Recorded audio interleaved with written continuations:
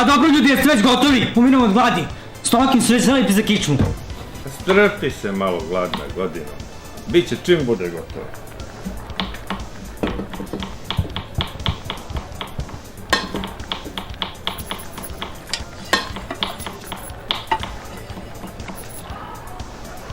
Reč, tu stavljaš toliko vivera.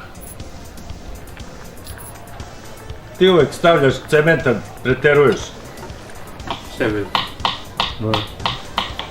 Bolje nemoj da stavljaš najkvirc i glet masu. Pogledaj, razlupaćeš tu čorbu. Ti ćeš da mi kažeš. Ti ćeš da me učiš kako se sprema riblja čorba. Uči žabu da skače. Ti si riblju čorbu video samo na slici. O da, bolji si. Ti si riblju čorbu samo slušao, a posebno onu, ja sam i dalje izgubljen slučaj.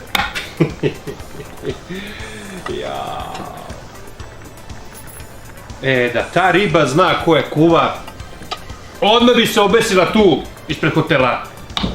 A krompir da ima noge, pobegao bi od tebe kakav si kuvar. Kaži mi, molim te, šta ono piše na tvojim palačinkama?